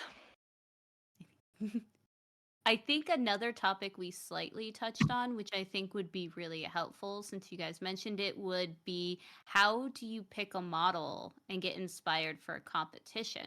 Mm. And I I usually look through, like, let's take Resin Beast this year was really nice, and I hope they continue doing it, is they have a lot of different companies. So, and with like 3D printing and stuff, there's a vast category of models you could pick for that. So, and it's the same thing like Golden Demon. There's so many different models you could pick from companies. How do you pick things like that? And I think when you're going into a competition, there are two things that you need to ask yourself. Do I want to play to my strengths, or do I want to challenge myself? Do I want to push myself to do something I've never done before and maybe like take this wild idea and run with it? Or do I want to say, hey, I want to see about like actually placing what am I really good at? Let me play into a model that will help me. And those are the two things I ask myself, and I tell other people to ask yourself, is which way do you want to go? And from there, then you can kind of pool, okay, what model should I choose for what idea? And if you're playing to your strengths, well, that should be pretty easy to kind of think about. You know, me, I love fur. Okay, let's go for a model that's furry. Furry. Mm. But, you know, something like that. Or if I want to challenge myself, then I would suggest thinking about what you want to do, what category you want to enter. If you want to do single or diorama, think it there. Break everything down into small lists and flow charts and go from there. So you can be like, all right, if I'm challenging myself, what's my concept? Is it colors I want to use? Is it a theme? You know, and then pull from that to help narrow down which model you're going to choose. Yeah, I personally, I struggle. I struggle more when I try to pick a model for a competition. I think I do much better when the model picks me, but that takes a lot of time. Sometimes, Mhm. sometimes you don't have that kind of time. And, so, well, is it going to be the 5th model I paint that's going to inspire me, or is it going to be the 10th model or the 2nd model or whatever? I struggle more when I try to pick a model for a competition and find it much more natural if it picks me, but we don't have all day sometimes, so that's our, all Yeah, year. For I me, think when that's I very good for me, for when I open. choose a model, I sometimes will, especially like for a competition. We'll just give we'll give Moonstone Maya as an example. Sometimes what I will do before I pick a model that I'm going to enter, I will go through and look at dozens of people doing that model, for example, or 2 or 3 models that I think I might want to pick from. When I find the one that I've seen somebody do, a bunch of people do the same way, pretty much almost the same way, about 20, 30 times, sometimes that's the model I pick because I will take that model and take it in a direction that none of those 30 people will take it in. Monster Den can vouch for this because that's what I do. And whether it's good or bad or it doesn't work out in my way, I find that to me, hopefully the viewer is reinvigorated by not seeing the same model over and over and over and over again, or like the box art over and over again. All there is people kind of technically copying at various wonderful skill levels or whatever. Sometimes jarring that model into something completely different, there is the inspiration for me. What can I do to make this model different and stand apart from those other people? And especially like in Moonstone May, where you have the same model will appear, several times, especially like when it's new product. That's how I sometimes gain quick inspiration. And the model doesn't sometimes choose me. What chooses me is how can I make that model not look like those other models? Because otherwise, I'm just going to get lost in the shuffle. Yeah. I'm a little bit of a different beast when it comes to this, and I kind of treat the Dragon Slayer and Dragonfall this way, in that I don't like painting for a competition. I like painting for me, and I feel I always do my best work when I'm doing something that inspires me to, because I had an idea and I just want to push myself beyond, rather than looking going, what do I want to put in the Golden Demon? I go, well, this game workshop model blew me away. I want to do an incredible job. I will enter this, as opposed to going in with the mindset that I want to enter the XYZ competition. I need to find a model. Kind of like what Ed said. I let the model find me. And if I feel that I've done a good enough job on it, I'll present it and I'll show it off. But I struggle with painting for competitions because I create art for me. I paint my models for me, and I want to show them to the world. But I'm not necessarily looking for somebody else's validation of my art. But I do want to show them off because let's face it, all of us artists are always struggling to get validation for what we do, right? So I take a little bit of a different approach in regard to that. That works really well for open comps. I've not really done a lot of open comps, so that's why I usually like pick models and work on them. I think that's an amazing mindset though, and that really helps for mental health because I always tell people if you're gonna do a comp, you should really go into a competition with your main goal of just showing off your artwork to the community. Because if you go in and like obviously you want to strive to win something, sure, that's natural. But if you go in with just that mindset of I've got to win, I've got to place, I've got to do this, and you don't, Yeah. that's not good for your mental health. So I think you should want to show your art and mainly have it on display for the community and hope people enjoy it because a lot of the times to use kind of maybe Golden Demon as like the biggest one that it happens is most of the time we remember stuff that's in the case that doesn't win anything because it means something to us because we really liked it, and that was something that no matter how unbiased the judges are going to be, we all have our own biases of what art and things we like. So I don't think you should validate yourself based on who was judge and who looked at your piece that day and what type of mood they were in and who else entered stuff. And you should more look at it as just like, this is cool. I pushed myself to paint something which I think is worthy to put in a case and other people get to see it. And That's a good point.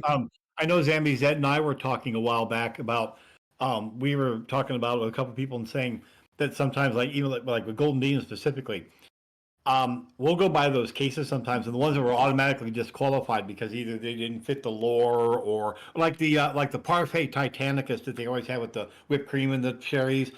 Those things are those things are so well done that every time I come by, I see more people sticking their cell phone camera down there, looking at ones like the one time with the snotlings and the big top and the three ring circus, and people doing parody pieces because they're executed so well and their vision is so well done. I see people staring at those in the cases. They're never going to win. They always get disqualified. We were thinking that Golden Demon needs to lighten up a little bit and maybe just give a special recognition category for people who are just doing conceptual artwork. Speaking of disqualified, hi everybody. Hey, Runic. Hey, Runic. Is the court order up on you yet, Runic? Oh, well, it remains to be seen. I got bail, so I'm good. But Runic, I have a little bit over half an hour to hang out with you all. I hope that's okay. But I'm here. I made it. Do you want to chime in on our main topic? Where do you get your inspiration for painting? I mean, I'm talking to one of those inspirations, that's for sure. Oh, no, that's streaming. That was I got you into streaming, not not painting. Oh, come on, you can't be like, oh yeah, I got you into this one thing. You can be more than just one thing. You know that, right? Oh, okay, I guess. My painting inspiration. So, I think for me, it's mostly friends. It's a lot of the community, and I think that's part of the reason why I've been streaming for as long as I have is because like I am infinitely more excited. Zambies and I talked about this I think like a year back, and it's like I'm infinitely more excited about painting Project Z than I was painting Resin Beast, and I feel like it really showed because it was like I get to do the love language with my friends, get them a super awesome, cool thing that's personable and give, and put in that time. Whereas I probably wouldn't have painted it on my own, Right. Excellent. I gotta show it off. Oh God. It's a box. It's a box. What's in the box? No, like What's in the box? Go ahead, look how Spelter's crazy head. this is. That's beautiful. That's beautiful. I just like that you still have the base. I like literally just double sided tape the base on there. That base was my tester. I brought this home and it's old. Like I put my thermal lunch bag around it to protect it, and I carried it.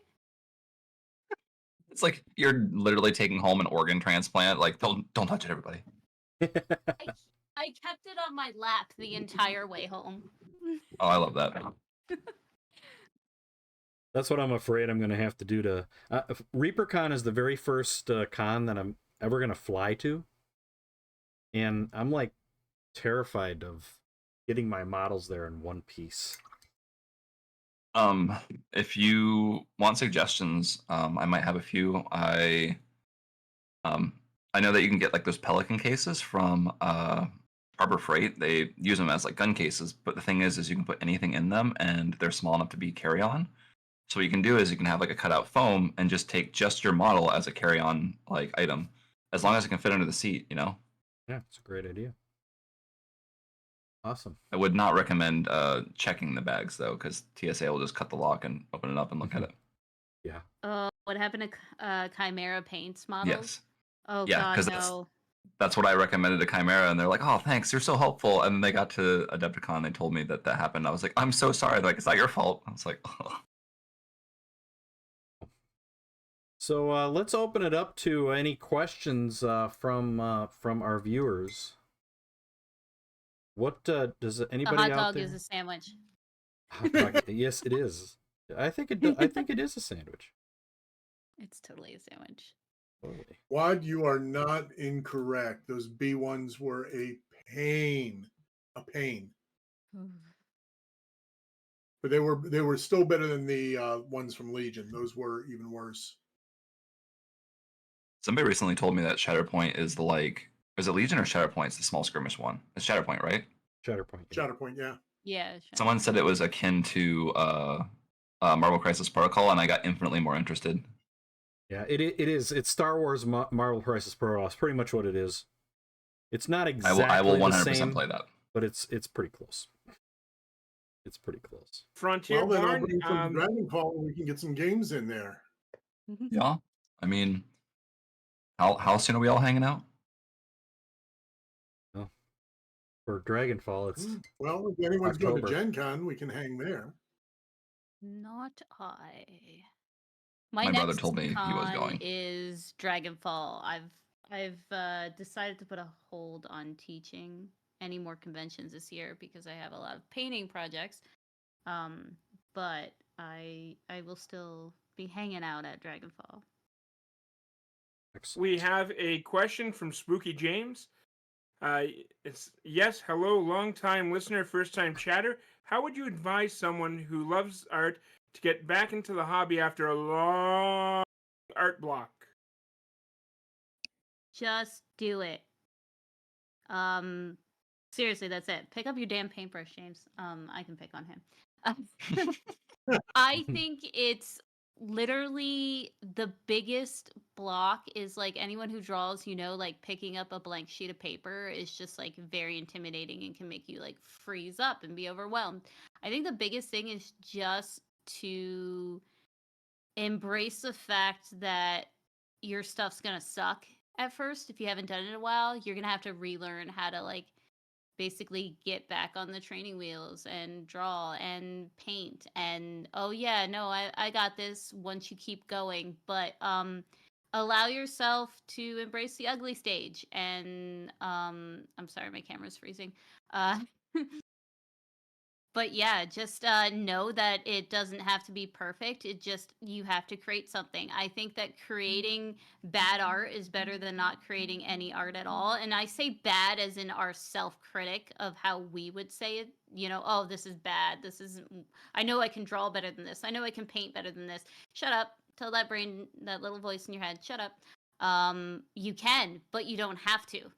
Just because you can do something really well, it doesn't mean you have to do it really well every time. That's like the pressure of competition painters. I'm sure Wapple can chime in on this. That anyone who's been doing it a long time might have felt pressure of every piece they put on Instagram has to be like competition worthy, beautiful. No, allow yourself to paint tabletop. Allow yourself to speed paint. Allow yourself to dip your model just so you can do something and create something. Because just creating is an act of self-care, is an act of rebellion, is just all you need to do is do something with your hands and get it going. Yeah, I know, James. Take it. Take my lovin', Spooky James. You mentioned about people always mentioning like competition painting and trying to do better. I personally have that issue where it's like every single thing I paint has to be somewhat better than the last thing. Not like No. it's not like a subconscious thing where I'm like I need to do that, but it's like this inner like, oh, that wasn't as good as this last thing I did. Okay, maybe I'm at a plateau. Oh, I'm not doing that good. I've definitely suffered from that a lot, where you feel like you are at a point where your art is not getting better by your own standard. Does anyone cook? Anyone bake? Because that's like my My second wife hobby. makes, I cook. If you okay, so you're making a dish. Your dish didn't turn out well. You're disappointed. You're like, oh, well, that wasn't great. Does that mean you stop baking and stop cooking from now on? No, If I you could, learn from those experiences. No. That's the key. Yeah. Wait, Mistakes are there for a reason. They're a lesson. They're like, okay, now I know don't combine those two things together. You know, that doesn't stop you from still making food. It's not, it shouldn't Uber stop Eats you would from still disagree. making art. I'm trying so hard not to be like, well, what's the logistics? Because like, if I can't afford another thing of flour, I guess I'm done baking for a while, right? Yeah. Because I wasted it all. No. But I'm just saying, if you mess up on something like that, you know, it's not like most people are going to be like, well, I'm never making food again. I burnt my grilled cheese. I can't do it again. That's not, no, you just, guess what? It wasn't your day. You allow yourself to have bad days. There are plenty of days where I'm like, wow, I can't paint worth crap today. I don't know what's wrong with me. Well, today isn't a day I should be painting. It doesn't mean I'm a bad artist, doesn't mean I'm a terrible painter. It just means today is not that day. We are human, we have off days, and we have good days. So, doesn't mean give up. It just means like I will come back to it later. There's something Those that are I good always days. tell people is like if they've taken a lot of time, because I think a lot of the community that I unintentionally harbor are people who are like, hey, I just want to watch and I haven't painted in a long time, and they slowly kind of start getting inspired again. And a lot of the push I say is like, it's infinitely easier to relearn something that you haven't done in a long time than to learn it for the first time, which means that you are much more inclined to do it anyways, because it's like you already know what to do, you already know the steps. It's just you haven't had the muscle memory come back, and like it seems stupid, but it's like just like riding a bike. Yep. And Quantum brings up a good point here too. The thing that I would say is what's inspiring you to want to pick up the hobby and just grab it and run with it. Grab whatever's making you feel like you want to create art and just create art. It doesn't have to conform to anybody's standard but your own. And Quantum mentions set aside a regular time to do it. Yeah, that's what I was going to say. It's one of the reasons why I started streaming on the regular, because that meant I was putting the time aside and I was sitting down to paint. And that's, it's one of the best excuses. Nope, honey, I can't do the dishes right now. I got to stream. Got to go paint. Yep. Oops. I It's used that excuse too many accountability. times. That's what it is. Streaming is where I get most of my painting done. Well, I used Wait, you to. paint on stream? Yeah. Shut up, Runic. It's true. But like it's there to kind of hold you accountable. If you don't want to stream, do this. Do Discord hangouts, paint hangs, have your friends. I feel like for me, and I think a lot of us here, we often are like social creatures, as in if you're doing something, I want to do something, that like parallel play there. So Body doubling. yeah, that body doubling is so important. So paint with your friends, even if you're on a Discord hangout or you're doing something, texting, some way to be like, okay, we're holding each other accountable. Like Runic and I both painted the same model for Resin Beast, and that really kind of us checking in with each other or having co-streams to paint that really helped, push me to keep painting that model and getting it done on time for the competition. Yeah. Yeah, I was gonna say, find that time in whether or not you're in a podcast or hang out with a streamer, that you like it, that's on your schedule. That's why I started streaming, was to hold myself accountable. I mean, I started 6, 7, 8 years ago now streaming, and I wasn't a great painter. I just wanted to keep up with it, and I've told many people this. I don't think without streaming, I probably would have this hobby would have gone on the junk pile along with all the other hobbies that I've ever had in my life. And it's you gotta keep going, keep doing it, find the right time, spend the time doing it, whether it's an hour, 5 hours, whatever. Do it. It's this act of self-care and self-love. Like, you've got to make time for yourself. You have to make time for the things you need to do, like dishes and laundry. So why don't you make time for the things that you want to do, like hobbying? And I think that you should schedule yourself in for that and be like, all right, this is the time where I unplug. There's no distractions. You put on a podcast or a movie or something, background noise, and you just paint. Yeah. I'd also extend a lot of the time simplifying the process, because I think a lot of people, they kind of get what I call analysis paralysis, where they're overwhelmed by all of the quote unquote steps or like colors. And sometimes if you are inspired by a model or you just simply want to paint, just try to make as like, even another thing you could do is like, maybe your desk isn't set up properly, like, oh, that's a step I have to do. Maybe one day just clean up your desk a little bit, then the next day put the model on the desk, put your paint down, like fill your water cup, don't even paint that day, and then the following day, then sit down and just, you already have everything set up in front of you, and it only took a few moments in between each day, and it doesn't feel like work, it almost feels like a habit. And then you'll kind of slowly build that, again, that muscle memory back. Exactly. Okay. Well, we got about 10 minutes left. We always like to end our Council of Miniature Painters with a question for everyone. Tonight's question is, what is the most interesting place you've ever visited or want to visit? What is the most interesting place you've ever visited or want to visit? We'll start with I know my want. Zambies. I know my want to visit is I have a deep desire to go to Scotland. Ah, yeah.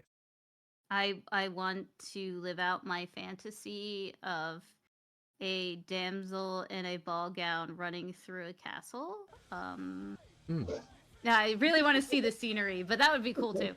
I think the most interesting place I've ever been is hard. Like, I've lived in a lot of different states. I haven't traveled the world and I really want to, so unfortunately that's limited to Canada and the United States. But I would say Hawaii. I went to Kauai and I went there so that I could do the trail and see the canyon and botanical gardens, and it was just so beautiful and inspiring, and it was just nice to wake up in peace, like on the beach. So I would say that's the most beautiful place I've been, but I really do want to get my passport, and I have a long list of countries I want to visit, but top of my list is Scotland. Excellent. I got some hints of Outlander there in your your wish to go to Scotland. More like Mall Flanders. Yeah. All right, sounds good. Tony, you're next. So I was very fortunate as a kid. I was an army brat, and we spent 4 years in Germany. So I got to do a lot of Europe in that time. I would say the three most interesting I'm going to give you three. Neuschwanstein Castle, Mm, yeah. which is the castle that they modeled the Disney castle after. I would say Olympic Stadium in Munich, and then the Eagle's Nest in Berchtesgaden. Wow. Horrifying, but beautiful, and the view from the Eagle's Nest just cannot be beat. Sitting atop the Alps. I love that description. Horrifying but beautiful. I want people to remember me by that. We already do. All right, excellent. James, what do you think? I want to see Mont Saint Michel and the cathedral at Chartres, and I just basically want to paint those. I'm just going to sit up an easel and be painting those things like for days, weeks at a time, because obviously with Mont Saint Michel, the tide changes, the light changes, all that kind of stuff. So I think I could just spend a month camped out there just painting that. That would be cool. And I'd love to see Gettysburg also, and actually do the same thing, kind of maybe morning mist, paint at that time, paint kind of at sunset. That obviously we're kind of oriented towards places that I like to paint. So there's a long list of places that I like to be, and just break out the old easel and the paints and do a lot of painting. Actually, I still want to get up to Denali National Park where my brother lives. I'm the only person in the family that hadn't been up there yet. So that's another pilgrimage that I want to do, because guess what? I want to hike and paint. There's a theme. I would love to see a podcast of Wapelius's traveling journeys and like, I oh, know, here's right? my hike that I did up on Mount St. Helens, and I painted up like the entire, and then here's Gettysburg. I painted like 20 cannons. I only did it in 15 seconds. No big deal. It's like the perfect work of art. Okay, now I'm gonna go down the hill, and this still won't even be dry, so I gotta carry it so I don't touch anything. Yeah, let's see. In the morning, paint Little Round Top, and by nighttime, I've already painted Culp's Hill. And just Jeez. migrate up the J. Picture it like almost like a Bob Ross, but it's like him in the field painting the things. Just amazing. I would watch We- that. I would If you do we need a that, please makeshift, just make like- it a series. Yeah. Now, of course, the other thing I want to do is go to Australia and play Aussie rules football. That's the other thing that I want to do. Go Bulldogs. I Big win last night. I even have a title for your adventure podcast. Beyond Wappleville. The world is Wappleville. Beyond Wapple. I guess it'd be the Adventures of Wappleville. Sounds like so much fun. All right, let's move on to Runic is next. Funnily enough, I really want to. I've been to 7 different countries. I've obviously traveled a lot with the Ren fairs and stuff, and I've really enjoyed a lot of the cultural experience I got from that. I kind of have 2 bucket list places I want to go. First, I want to go to Japan because I mean it's Japan. Like, why wouldn't you? Oh, you stole mine. I just was really mine want to go too. see. I want to go see the Capcom Museum. I want to go eat weird foods. I want to just partake in the culture a little bit more. As someone who had to take a language class, I took 2 Japanese classes and did some Japanese studies. And I've had some Japanese friends and friends who have been to Japan, military. It's always interested me, in like a weird otaku way. Outside of that, though, I would really love to go and visit countries with really big churches. Not because I want to go to church, just because I like the architecture, and I would love to just feel really small in a big ass building with stained glass windows. Very cool. Excellent. Automation says, I want to go to Zambies basement because someone has to rescue Zinj. See, I was gonna say that. Thanks for stealing that from me. Okay. All right, we got Blades. I think Painterly was first. No, I'm going in the order. Oh, yeah. Well, they just switched. Okay, Painterly, you're next. The place I would like to go and see, my bucket list place would be the Giant Steps at Malta, which is a trail of steps that lead down into the ocean. And the most inspirational place that I've been in my life is a place called Saginash, and it's a lake out in the middle of nowhere. Like, you have to travel by either three-wheeler and boats or an Argo, which is an all-terrain amphibious vehicle. To get there, there's no electricity. There's no running water. You have to go get your water out of a spring in the side of the lake. No plumbing, like outhouses, and it was one of my favorite places on the planet. I have a lot of good memories of it. Learned how to play like cribbage there. Very quiet, very peaceful, very beautiful, and really, really good fishing. Excellent. All right, Blades. Your turn. All right. I have done a lot of traveling in my life. I like to travel to the cities, like do the touristy things like Vegas, LA, New York. So they're all kind of about the same, but a place I'd like to go, Japan and Dubai, because I want to see the buildings and all the architecture there. It just looks like a beautiful place.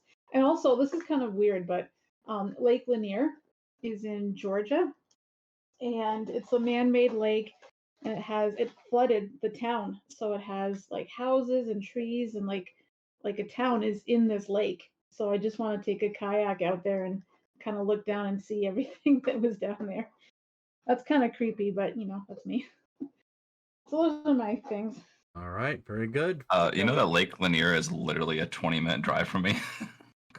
I know. Well, if you need a I place to knew crash, let me know. I go to Georgia a few times a year because that's where Heavy T lives, but I haven't seen Lake Lanier before. Did I get the story right about it, Rinnick? Honestly, I didn't even know it existed until just now. I just had to look it up. So you Sounds could like a believe field trip anything I say. day. Yeah, Field trip. it's pretty stinking big. So I don't see where I can see where they built. It looks very Dubai-esque, where it like has like the barges with houses on it and stuff. So it's a little interesting. I'm actually now I kind of want to go check it out. I'll send you pictures. Sweet, thank you. I'll live vicariously through you. Just video chat you. Where do I go? What, up these stairs? Okay. All right, before we get to Freely, I'm going to jump in here with Quandam says in chat before this disappears is most interesting place I've stayed is Crater Lake Lodge, Oregon for 2 summers. I'd wake up and see the lake every day as I walk to work and hike the rim of the caldera every day off. It's amazing to be able to live in a beautiful wild place for an entire season. Very cool. Very cool. Nature is cool. Oh, sure, Quantum, just rub it in. All right, Freely is next. Yeah, so definitely Japan. Specifically, there's this art store. It's the world's largest art supply store. I think it's called Sakaido, and I believe it's in Tokyo. But that would be pretty cool. It's like multiple stories large. And see all the temples there, and eat a bunch of ramen. And then Italy as well. I would love to see all the artwork there. Excellent. Excellent. All right, and I think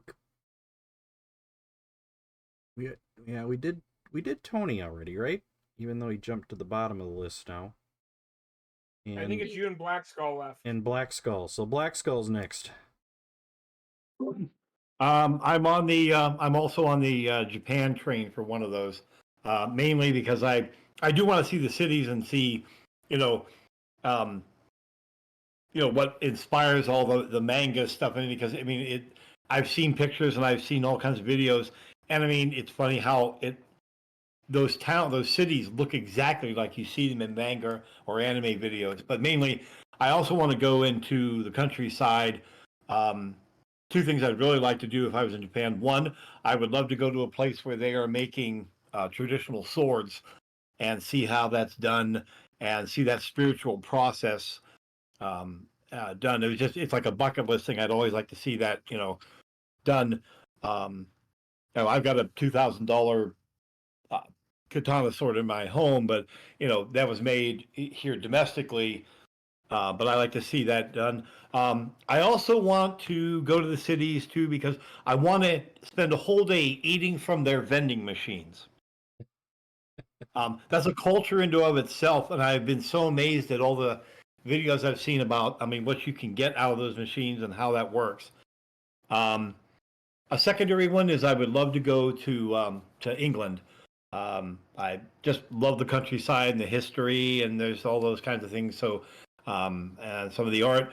As far as the most, at least in recent memory, the most interesting place I've ever been to date, anyway, has been the Winnipeg Art Museum. Every time I go there, they always have a lot of really nice staple traditional type arts, but every once in a while they'll come up with something just so far out of left field that is something you have to kind of stare at, take in. It's not a matter of whether you like it or you don't like it. It always brings some sort of emotion to the surface, or it causes more questions. And they do a really good job there. So that's what I would do. Cool.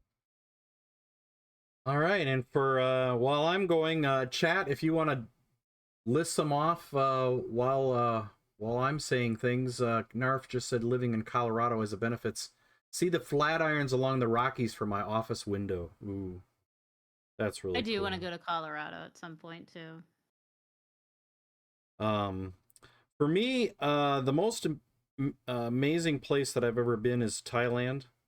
We had a Thai exchange daughter stay with us for a year, and we got the pleasure to go to Thailand and visit her, and that was absolutely amazing. We saw everything from the mountains of Thailand all the way to the shores of the sea, and it was a very, very great experience. And I guess the place that I'm kind of an Australia, New Zealand kind of person. I want to see where Lord of the Rings was filmed, and take in some of the inspiration from the scenic, the picturesque land of New Zealand, and maybe do like a safari kind of thing in Australia would be kind of neat. So I understand they make an amazing smoothie near Fangorn Forest. There's a smoothie stand there. All right, I'll be sure to check that out. But I, as a child, I had the privilege to drive around most of the country with my parents, and got to see a lot of cool stuff in the U.S. And there is a lot of cool stuff in the U.S. Pretty much been coast to coast in a car, which was interesting experience as a child. But yeah, I mean, that's so many great places, and like we were saying earlier, get inspiration from those places that you visit, because it's funny. I've traveled to China, I've traveled to the UK, and I've been to Ireland and a couple other places, and every place seems to have its own color palette. And all over the U.S., you've got your Arizona, your different browns and oranges, and then you've got the greens of the forests, and the mountains and Smoky Mountains, gray, your gray greens up in the blue greens up there, and it's just gorgeous. So take inspiration from those places that you visit too. So. Anyway, let's see. Oh, I really like the color palette of like autumn, like the leaves, the reds, the greens, and all that stuff. Oh, yeah. Sorry, that just reminded me. I was like, oh, I want to go see the mountains. Yeah, our Thai daughter, when she stayed here, she said the one thing she loved the most was the color of the fall, and yeah, she was just awe-inspired by that, because they don't have that in Thailand at all. I'm inspired a lot by the fall and the turning of leaves and the colors in New England during the fall season. Right. Excellent. Well, that's another Council of Miniature Painters wrapping. Thank you all so much. A special thanks to our special guest, Zambies, who brought in this wonderful topic. We talked for 2 hours on this topic, just like that. And it shows you how great of a topic it was, and there was a lot of interest in it. So thank you, Zambies, for being here. Greatly appreciated. So let's clap for Zambies. Got my clap sound effect now. Yay! I need those like tiny hands to just be like. Oh, or like the really fast claps. Like, Yeah. Any closing words, Zambies? There is no right or wrong way to get inspiration. You can get inspiration from anything. So open your mind and let it happen. And just Right. pick up a brush. Pick up a brush Get and in motion. start putting paint on, right? I had a person tell me when I first started painting, just put paint on the model to start with. Just put paint on the model. And it can go from there. So, all right, excellent. Thank you again, Zambi. Special thanks also to our council today was James Wapple, Runic Raccoon, Painterly Git, Falling Freely, Tony Monologues, Black Skull, Blades, and we also had, let's see, Big Dig Batty was here, and Valander the Red stopped in. Thank you all so much for coming and hanging out with us. Third Sunday of every month, our next guest is Lila Mev. The Mini Witch is going to be here next month. And I forget, I think we have a topic picked out. I'm not 100% sure what it is, so I'm not going to say it at this point. But yeah, we're going to be talking to Lila Mev. And then the month after that, Sam Lenz is going to be here. So that's huge people to have talking about our favorite hobby. So thank you again. So be sure to stick around, everybody. We're going to play marbles on stream. We're going to feed Otis some more treats because I'm sure he's probably angry with me right now. And yeah, going to do some more painting until 10 o'clock Central. So again, thank you, everyone. Thank you, Zambies. Thanks for having me. All right. Cheers, everyone. Bye, friends. Bye-bye. see you guys. Later. Later, Gator. Thank you so much for coming by.